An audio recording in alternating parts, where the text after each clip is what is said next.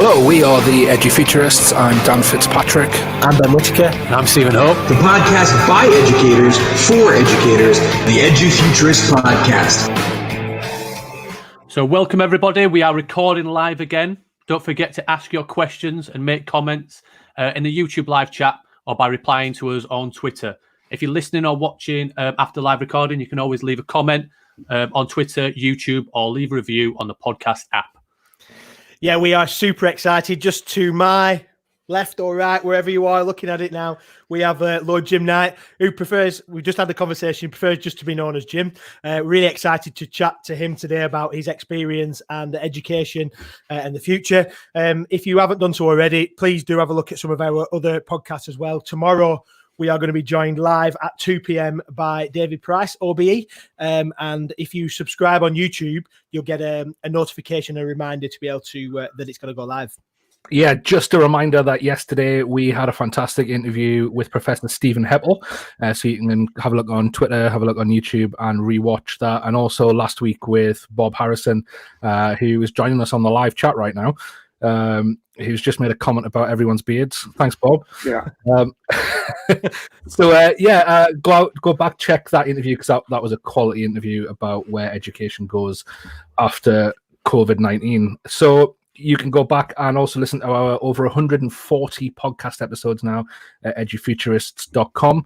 And don't forget, there is a series on there called Transform Online Learning, which is edufuturists.com/transform.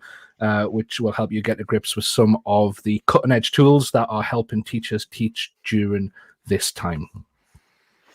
So yeah, as we've said, we are joined by Lord Jim Knight. Jim is currently the Chief Education and External Officer at TES Global, and he's currently living in London. But I know that during the crisis, he has vacated up many, many miles away from his home. As well as this, he also chairs xrapid.com, which focuses on moving towards offering free malaria diagnosis through across the globe. Jim was a former UK government minister. One of his roles was Minister of State Schools from 2004 to 2005. He's a current member of the House of Lords, and he's visiting professor at the London Knowledge Lab of the Institute of Education in London.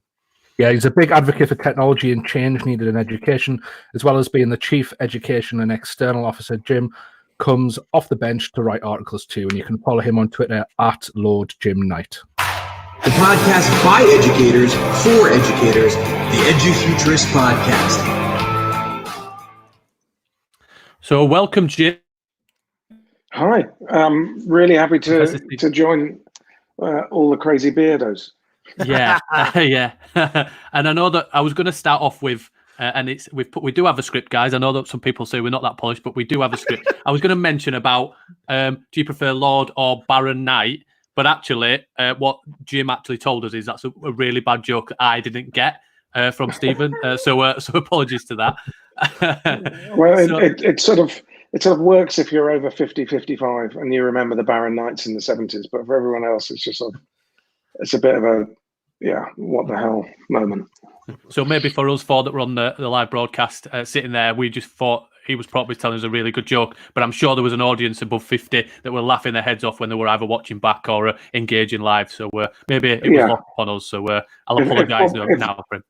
If Bob Harrison hadn't heard it before, he'd have been laughing.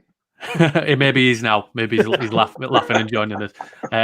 So let's dive into obviously the current climate and what does, I know your role at TES, what is the current crisis? What does it look for you, and how is your continuation in your role? What's that looking like? Well, I guess the current crisis looks like a really difficult learning curve for most teachers, where it must feel like they're having to build a plane that they're currently flying, and a little bit chaotic and tricky. And that said, in most parts of the country, they're probably trying to enjoy some kind of Easter break. But certainly there'll be some trepidation, around what the next half term looks like and what kind of a job they're going to be able to do. And, first and foremost, my role at TES is about teachers and is about supporting them and trying to empower them. I think then there will come a time, it may not be right now, but it's pretty much with us, where we start to reflect on the experience that we're going through, and whether there are things that we wish we could do differently, or that we are now doing differently, and that we'd like to be able to continue.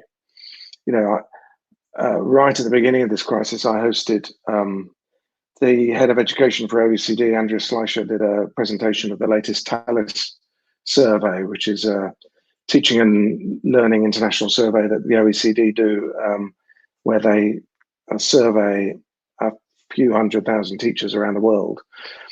One of the things that struck me was the UK, well, England specifically, has one of the highest penetrations of technology in schools, and yet in the 3 years since the previous TALIS survey, it had not advanced at all in how it used that technology. And you know, I have quite a strong sense that, you know, we had a period, which I'm associated with, so I'm entirely biased, but we had a period up until 2010 where we had really embedded advanced use of technology. There's lots of things we didn't do well enough. I think things like the training for teachers on how to use the technology well, we could have done better. But we were world leaders, and if we'd continued with things like getting disadvantaged kids online at home with the home access program that got dumped in 2010, if we'd continued with being world leaders around technology enhanced learning and teaching, then obviously we'd have great resilience right now. Now, you know, it's perfectly reasonable to argue that was quite expensive, etc. But I think, you know, and looking at strangely flavored Quark's comment there's been quite a lot of stagnation.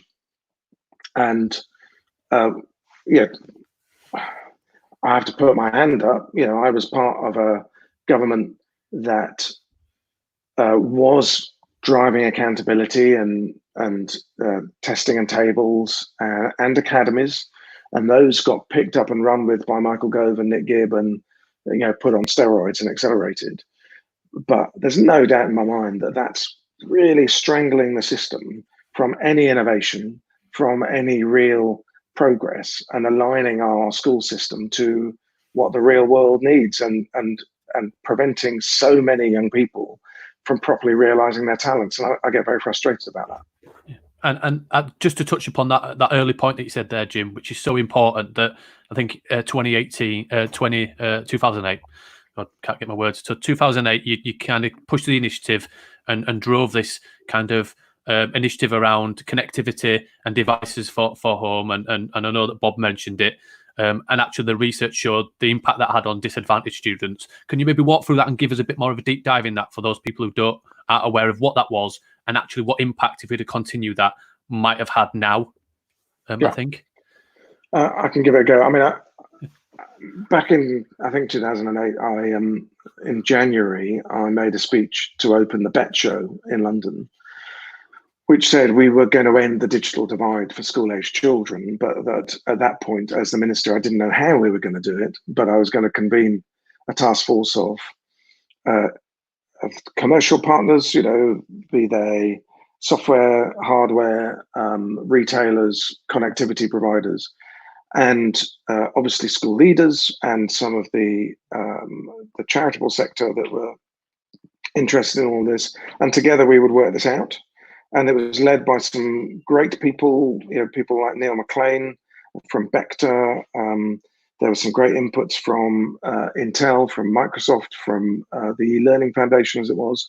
And we, in the end, came up with a proposition that was really innovative, that had a sum of money that I had to get out of the treasury. And I was fortunate that Ed Balls was the Secretary of State, and he was supportive, and he had the ear of Gordon Brown, and Gordon was able to persuade Alistair Darling. And at party conference, I think that year, he announced that we were going to go ahead and end the digital divide, and we announced how we were going to do it. And the scheme basically was one where if you were on qualifying benefits, you could go along to the council and quickly, within 15 minutes, prove your eligibility for the scheme, and then you would receive in the post a MasterCard, I think it was a Barclay card, that was pre-charged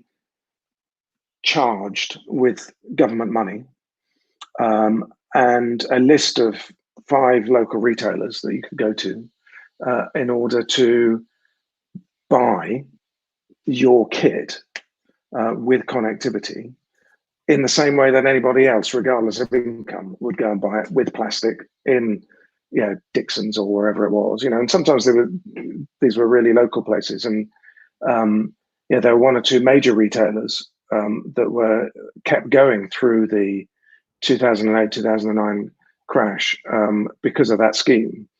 And it was really simple. It had dignity. Some of these people had never used plastic before to buy things, and it empowered them. If they wanted to top it up to buy a bit extra, they could, and there was a specification of the sorts of machines that they could get with it. And as a result, 500,000 children who weren't previously online got online, and the evaluation of that scheme, which is available, buried away in the archives, and Bob Harrison's very good at regularly tweeting out the evaluation, showed that it did a great job, because we had to make the case solely on the educational benefit, but obviously it had some other benefits as well, like allowing poorer families to be able to benefit from cheaper online prices for their utilities, for example. There's a whole bunch of other things that came out of it, and well, goodness me, what we would give for that scheme right now. Yeah. What? Just to get it, maybe fast forward a few years after you were in the cabinet, Jim, and I think it was a 2013. Bob can correct me there. When Feltag brought its recommendations to Matt Hancock, I think it was, and then with the change in ministers there, them just not going with those recommendations at all. How just for the mere lay people like us who aren't in government, how does that work from behind the scenes? Because I think for us, looking at that, it just sounds absolutely crazy that you have a team of people, experts in the field, producing something which is quite vitally important, and then just gets it looks like it just gets ignored. In terms of what the Conservative government were thinking at the time, and I know you might not have much insight into that, or you might do, I'm not sure, but why would something like that happen? Why would that be ignored to the degree it was? Well, Dan, it's not that unusual, and it's not actually, to be fair, it's not particular to any political party in government, but my reading of that situation was Matt Hancock consistently, actually, as I've observed him as a minister, he's always been keen on technology. So he was the skills minister at the time. He was keen on what technology could do for FE and skills training, quite rightly. And he would have persuaded whoever the Secretary of State was at the time, I assume it's probably still Michael Gove, to let him get on with that. And probably he was told that's fine as long as it's got nothing to do with schools, because a consistent feature throughout has been schools haven't been the schools minister Nick Gibb and schools policy hasn't been that keen on technology, which I can come back to. But Matt will have commissioned it, it will have all happened, and then he gets reshuffled, and there isn't a champion. And if there isn't a ministerial champion for the policy, there, particularly if it's got a spending tag attached to it, and as I did with Home Access, I had to go to the Secretary of State, I had to get him on side, I then with him had to go to the Prime Minister and the Chancellor and get them on side. Nothing is done until you've got all the dots dotted and the T's crossed.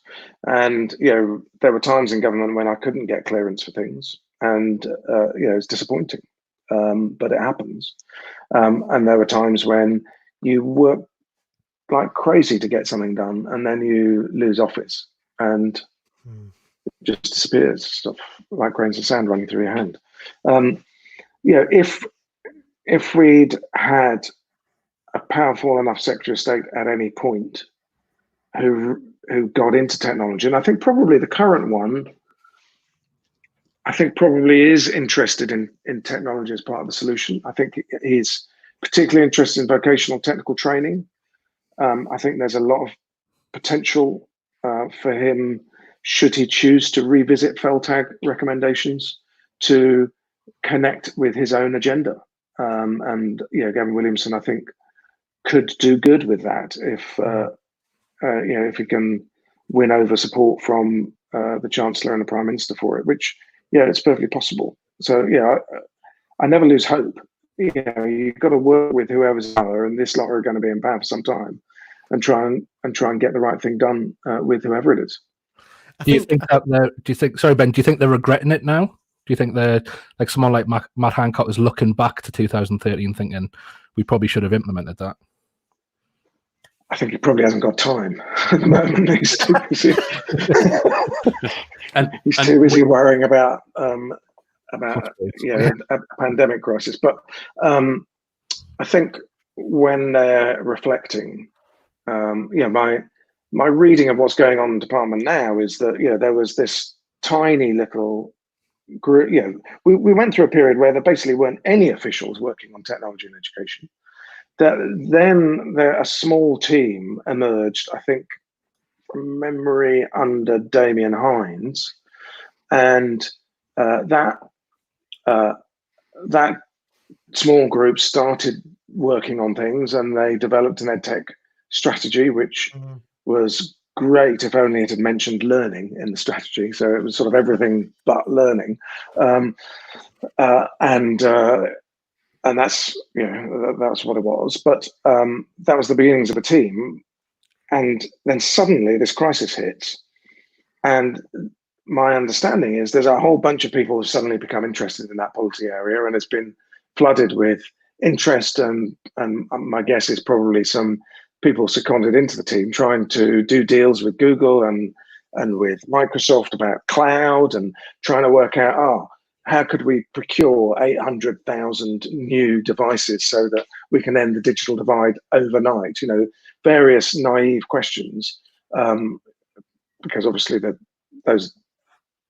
number, they just don't exist in stock anywhere. They've got to be made in China, where manufacturing capacity has been reduced, and they've got to be freighted, and freighting capacity has been reduced. And it's hard to get all of that together, and then you've got to train the workforce suddenly overnight. And I'm sure there are people going, shit, we could have listened to that, Bob Harrison and Steve Apple and bloody Jim Knight, and maybe we'd be a bit further on. Yeah, I think hindsight is a beautiful thing, isn't it? We get thrown into a thing like this, and we're in that position. Even that whole EdTech strategy from last year, £400 a school is basically what it worked out at. It's like you're going to get 2 devices, and that's if the cheap devices per school, not per person. And I suppose we put ourselves into a position now where the things that you've talked about, and we've listened to you for a while, and read the things that you have talked about, is that teaching and the way that you're focused on teachers, especially what you've talked about there is your role at TESS, about championing teachers and supporting them and what they do. Some of the stuff that you talked about is mind-blowing, but simply mind-blowing. If with all due respect, it's just saying, let teachers teach.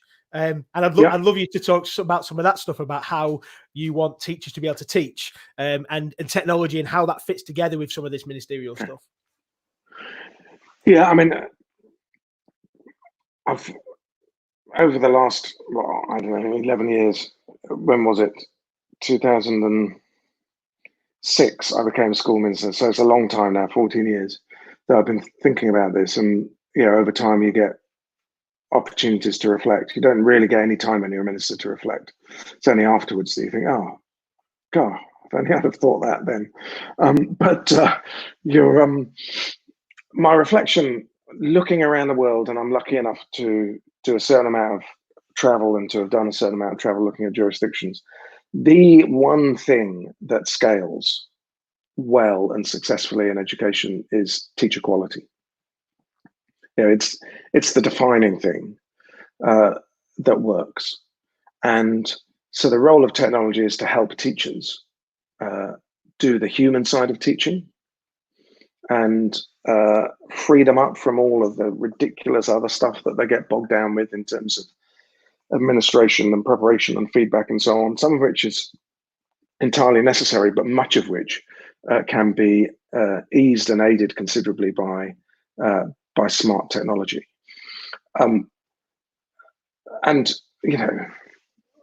one of the things I'm proud of at the moment with TES that we've done, TES Institute is now the 5th largest qualifier of teachers in England, and we have probably the largest body of educational resources for training teachers beyond the resources platform that everyone knows at TES.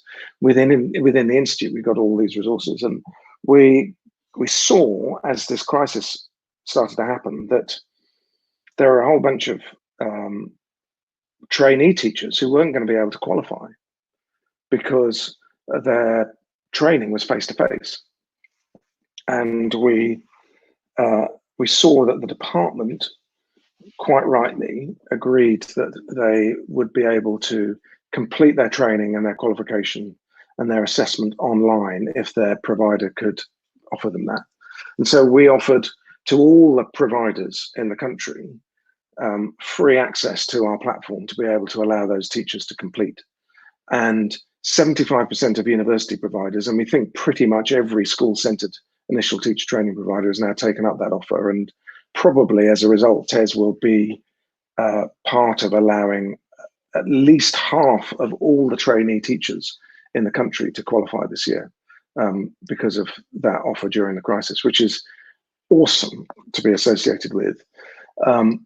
And the reason why we wanted to do that was because we believe in teachers, because we're really worried about the recruitment and retention crisis. We're really worried that there aren't enough teachers coming into the profession and there aren't enough being retained in the profession. And we have to help them. And when I think about the retention problem, so much of that is about workload. And when I think about workload, I say, well, what are people doing all day? And all the surveying says that the average teacher in England works about 46, 47 hours a week. It's quite a long, hard week. But when I look at what they say they're doing with that time, if we use really good applications of artificial intelligence, many of those tools don't exist, but some of them do. With more embedded use of technology in the classroom, then a lot of the feedback can be done using technology, which currently is painful and long marking. Now, you don't rule out marking altogether, but there's quite a lot that you could do much more easily. Most of the admin, the technology could take care of. TES has recently acquired a wonderful AI field timetabling, a piece of software called from Edval in Australia. And that takes away a huge ball ache from school leaders in terms of timetabling, and allows so many more criteria to be fed in to the problem of the school timetable, which is one of the most complicated maths problems that humanity has invented. And that then in turn allows you to employ more part-timers, people want more flexible working, and do all sorts of different things because you've got a bunch of different inputs into the timetable. And that's just a good example of how intelligent use of artificial intelligence, well-led, as always, technology has to be well-led, you can take quite a lot of the difficult stuff away from teachers and allow them to focus on the human stuff. Because in the end, education is a profoundly human endeavor that requires the human teacher and the human learner to have that interaction and for the magic to then happen. Yeah, I think this really fits nicely in with your whole kind of view on changing the algorithm of education, I think is the phrase you use. Could you maybe go into a bit about that? Because I found quite mind-blown. I was doing my research for this earlier today, and I came across you talking about kind of the unsustainability of universities in the future and how the algorithm of education kind of needs to change? It'd be fascinating if you could delve into that for us. Yeah, so relatively quickly, the way I was educated is the same way as Coco, who's the 8-year-old in the next room, is being educated, which is, go to school, work hard, do your homework, take some tests. If you do well in your tests, you can take some more tests, and that'll carry on until you go to university, and then you'll get a degree. And the theory is that will give you a job for life, and then you can join a final salary pension scheme and get a 25-year mortgage and retire in your mid-50s and so on. Obviously that reality in the real world's disappeared. There aren't many final salary pension schemes anymore, and a job for life has disappeared. The reality for Coco is that she is going to pivot through multiple careers during her working life, and she's going to have an ongoing relationship with education in order to pivot through all of that that change in the labour market. And what does that then mean for our education system? Coco's favourite babysitter is a guy who went to a comprehensive school in Cardiff. He got a scholarship to Wellington School for his sixth form, did really well in his A-levels, went to Oxford, got a great degree from Oxford, did a master's at Imperial, has got a great job in software engineering, earning reasonable money. But I asked him what proportion of his income he's now repaying in student debt. And everything he earns over 25 grand, he's paying 15% of income in debt repayment. So his effective marginal rate of tax after he's paid income tax, national insurance, and student loan repayments is 48% of income. Now, that's just not right. Now, he's lucky in a way in that he's got a great job, and probably all of those qualifications are going to play out for him. But there's a whole bunch of other people who are going to university and taking on a lot of debt. And especially as we now, post-crisis, look at a really severe recession, are they going to be able to earn the money to pay that back when the bloody interest rate's 6% on that debt? I think it's immoral. And so you've got these forces at play where the idea of encumbering yourself at the beginning of your working life with a whole bunch of debt and being essentially taxed to the nines in exchange for it doesn't feel sustainable. You've got employers now starting to want to grow their own talent. Then, the apprenticeship levy is meaning that some of them are abandoning graduate recruitment schemes and taking people on at 18 and growing them. You've got companies like Uber, whatever we think of Uber, but they're offering their drivers to pay for their part-time Open University courses. Starbucks in the States, if you've been there for more than 3 months at whatever level, they will pay for you to get a bachelor's from Arizona State University, which is a perfectly good university.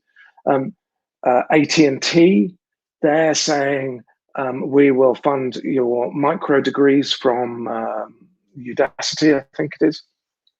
So more and more you've got employers who are not hiring on the basis of CVs. They are hiring on the basis of analytics. They are also now starting to pay for learning and embedding learning and development in the way that they develop their talent. All of that is undermining the business model of universities. If you're advising a 16, 17-year-old what they're going to do next, in an ideal world, I think I would advise them to get a degree apprenticeship. If they can get their degree whilst earning, and no surprise that the degree apprenticeship offered by Rolls-Royce is more competed for than a degree at Oxford, because you don't get the debt, you get a degree, and you're earning. That's fab.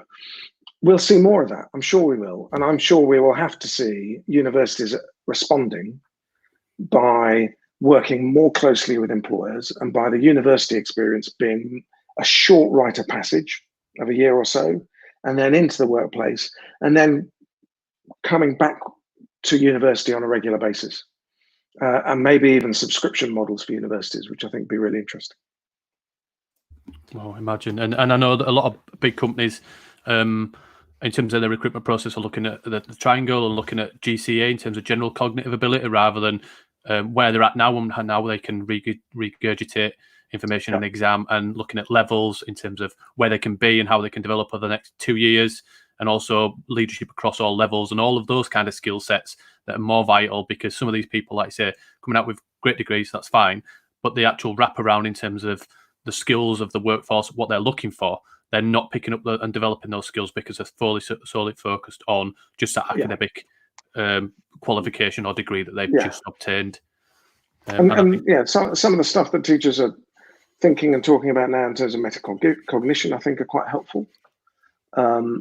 In that those are the sorts of things, but then there's also, I have this profound worry with our infatuation with cognitive development and testing. If we're training kids to just recall stuff in tests, computers will do that better. We're just training them to be outcompeted by computers. So the metacognition is really important. And then the human skills are really important. We've got to train them to be better humans than machines will ever be. So the social and emotional development has to be rebalanced to sit alongside the cognitive development. I'm not, I reject the sort of the false dichotomy of knowledge or skills. It's got to be both, but it's got to be cognitive, emotional, and social most important. I was just going to jump on that, and I think that's the crux for that character development, the human ability to be able to communicate with people, the ability to continue lifelong learning. I think that's what is where we are. And I think my frustration, I was an RE teacher for a good amount of years, and I used to think we were talking about real issues and about what it means to be understand your views and other people's views, and be able to have that critical analysis and being able to self-reflect and all those things.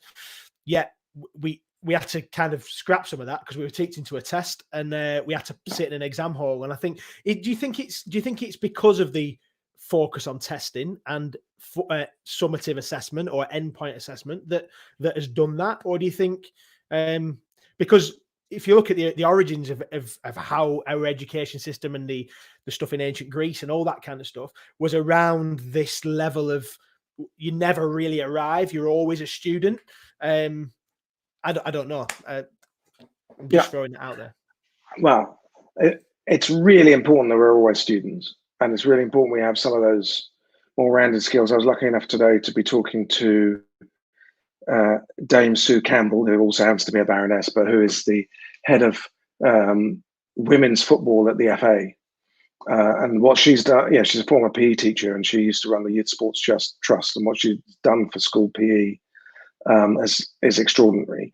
But the reason why she's now in the FA driving women's football and girls' football in schools is she sees it not just as a great sport that can engage people, but it's about building some of those life skills, some of those skills of resilience, some of those skills of working in teams. There's a whole bunch of things that we can get out of things like team sport that I think are really significant in building all of that. And then the question about testing, which is in a way the tail that wags the dog of the system.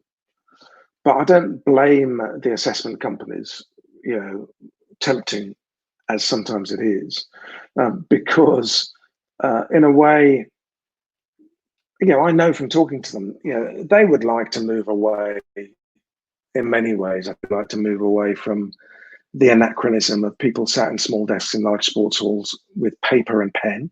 That's madness. Developing the skills to succeed in that environment are things that you'll never use again, ever. It's sort of bonkers.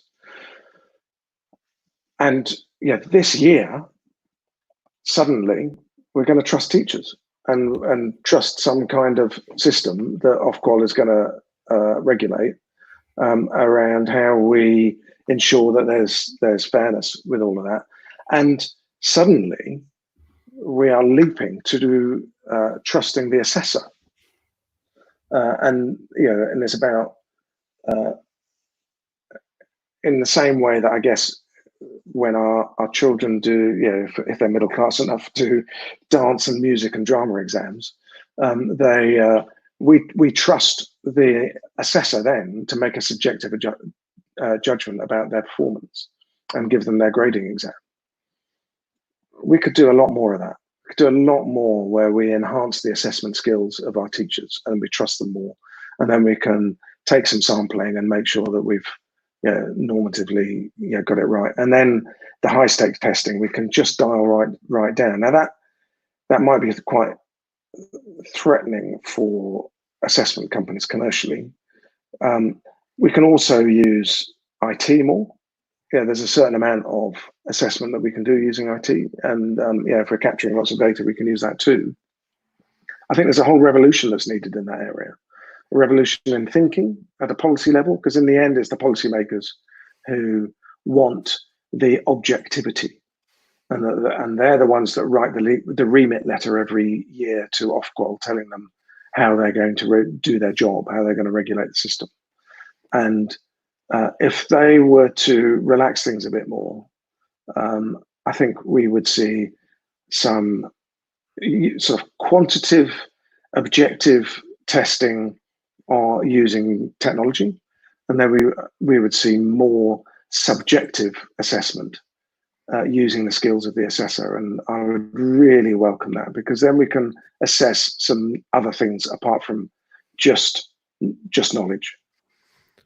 It is a trust thing as well, isn't it? I suppose what you're talking about there. It's going back to that. You talked about training teachers and making sure that teachers are always learning, and then therefore, because they are trained and because they are qualified, and also because they've got an investment in this, that we can trust them. Because I think that we talk about this quite a lot on the podcast, and we certainly talk about this in our conversations offline around trust and how important that is in building a strong culture in a school and in an education system. That's the crux, isn't it? About trust. Yeah, it is, and it's about whether or not we think teachers are professionals. Fundamentally, if we think they're professionals, then we trust them, because that's what we do with other professionals. If we just think that they're workers in exam factories, then we think our schools are all about compliance. Basically, we're just putting kids through a compliance factory. I think there is another way forward, and I can't tell you how highly I think of our teaching profession. I think it's the most important profession in the world. It's the biggest profession in the world. And we need to support teachers more than we do, but we need to trust them and we need to treat them like professionals.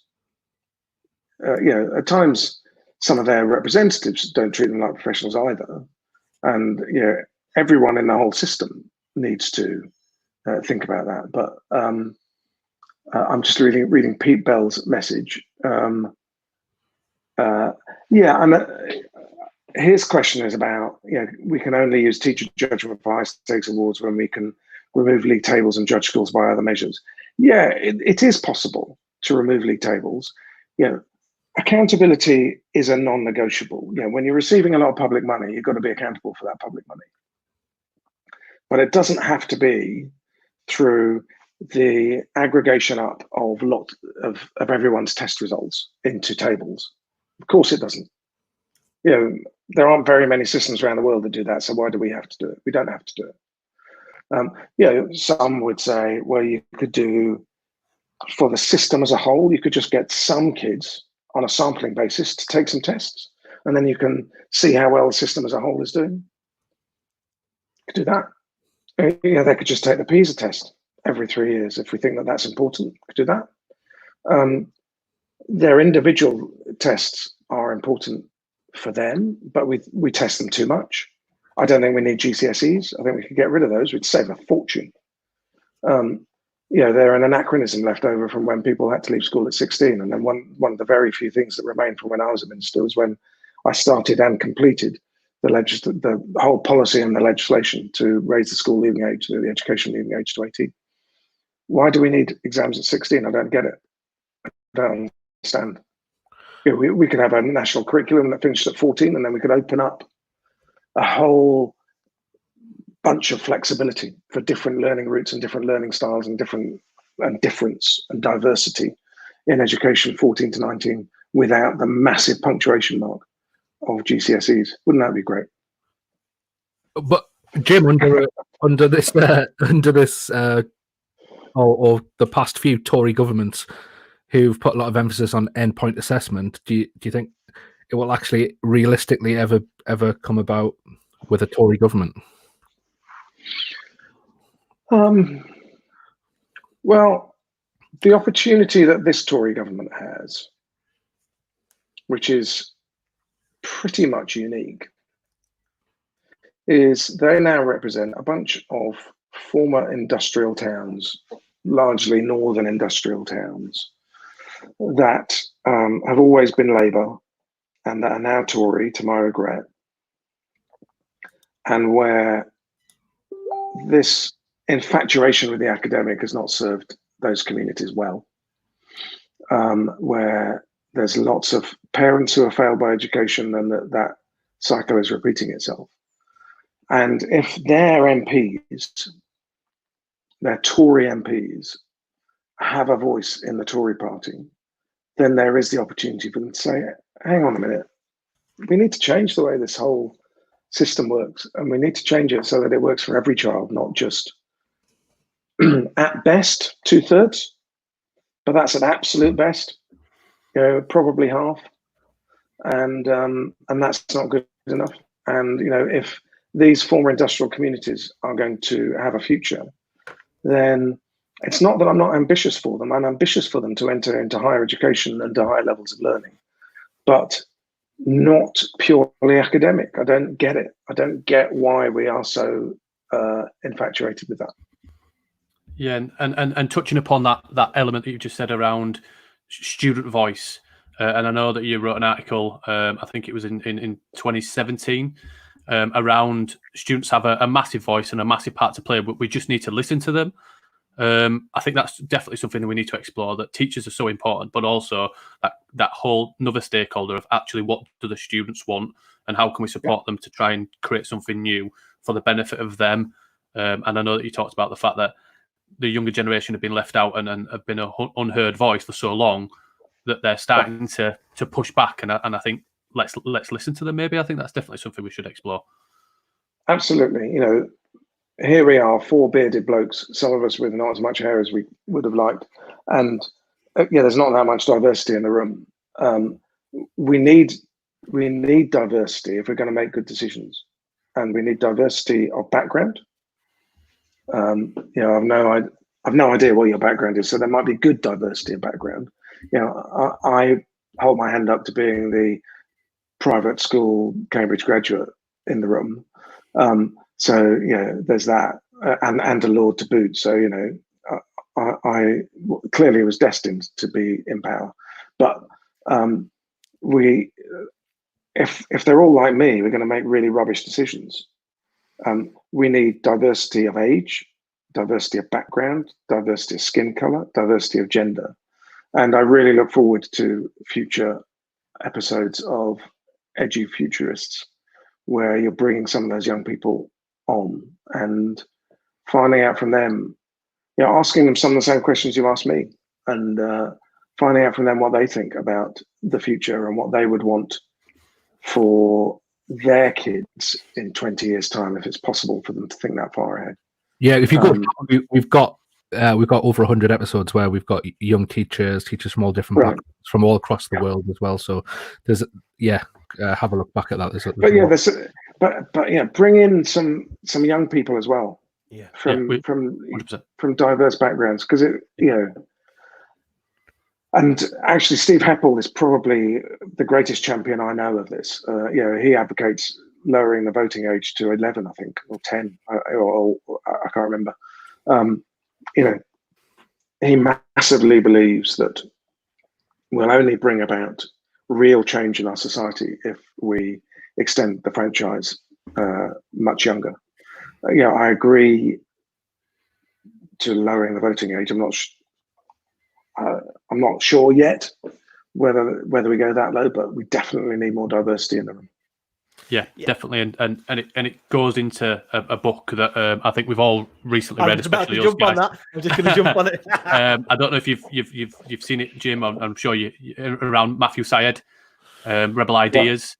What a fantastic book for those people in education that looks at the power of diversity and goes through history and loads of different examples of that you by not looking at Rebel Ideas and not thinking about diversity. And I know it doesn't look like diversity in here, but getting many voices from different facets, you do that at your peril.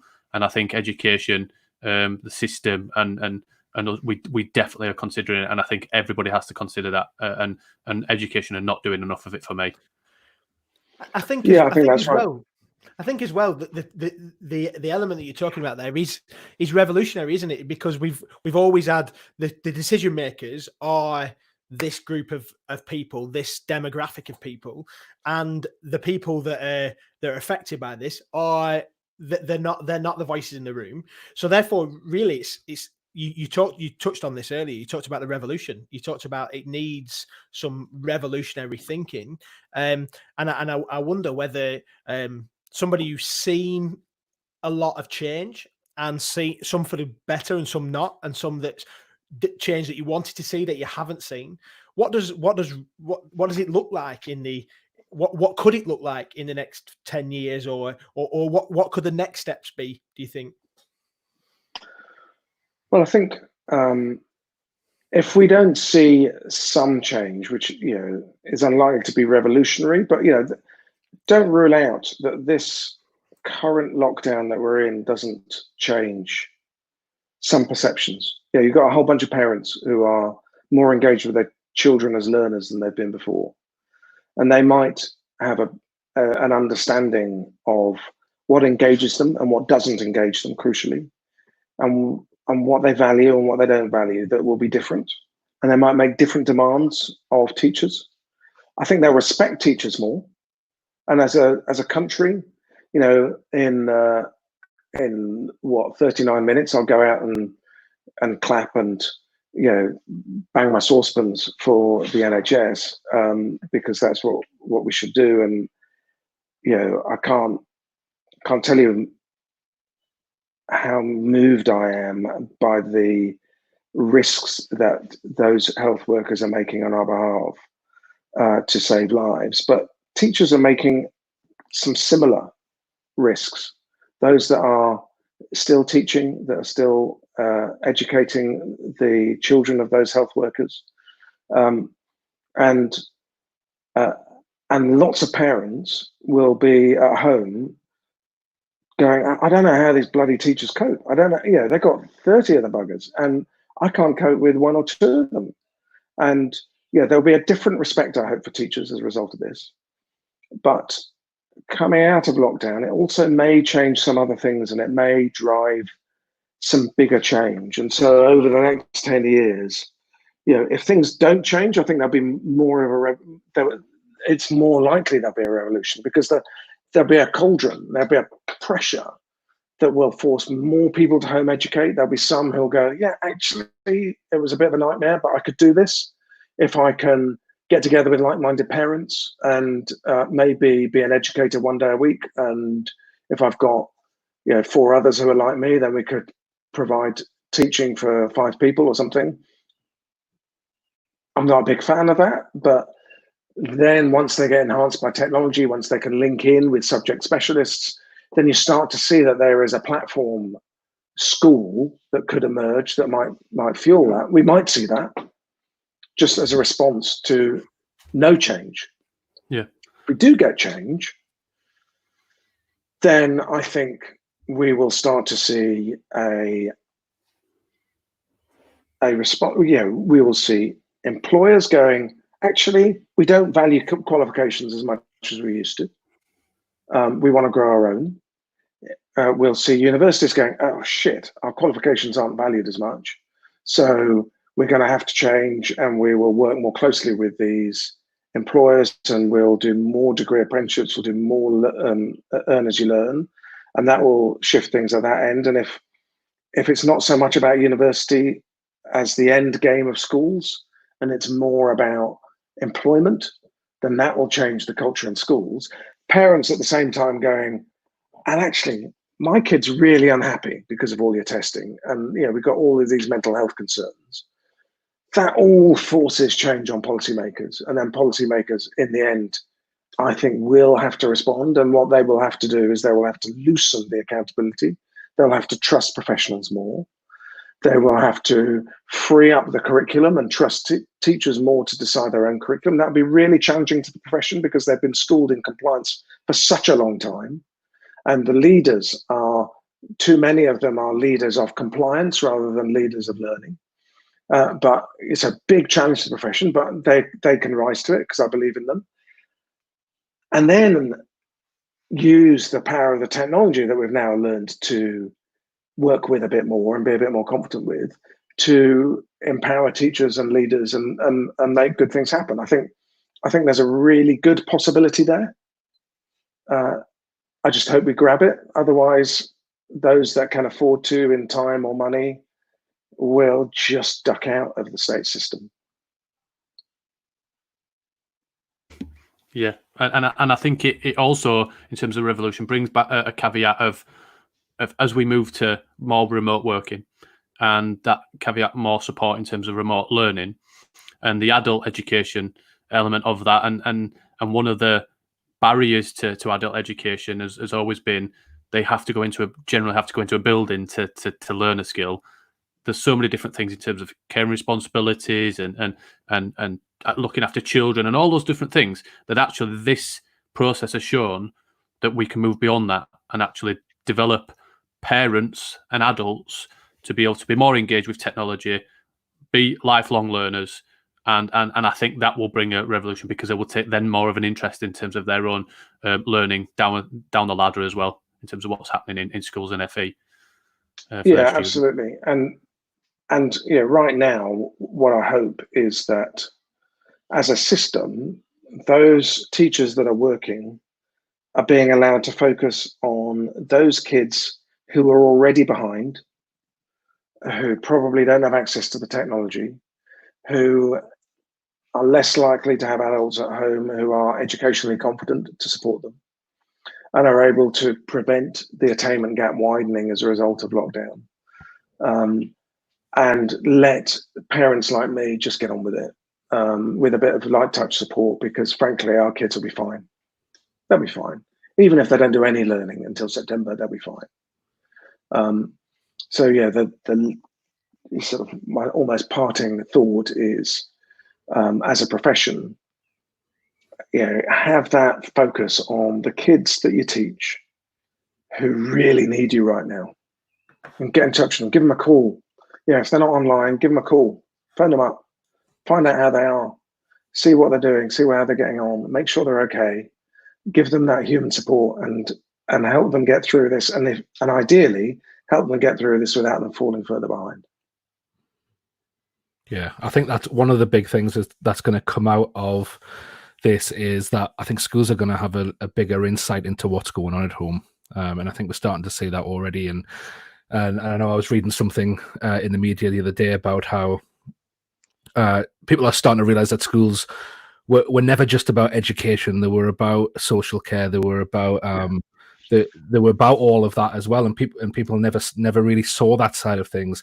But I think as well, on the other side of that coin, I think schools internally are starting to see more of what's going on at homes, and also the inequality as well that we see. And I know that this is a bit of a passion of yours, Jim, and I know you've talked about kind of digital equity across refugee camps, and I love all that. I was listening to a talk of yours, I think from about 4 years ago, where you were talking about getting internet to kids in a refugee camp, and how people went around with backpacks on with Wi-Fi routers in, broadcasting the internet to people.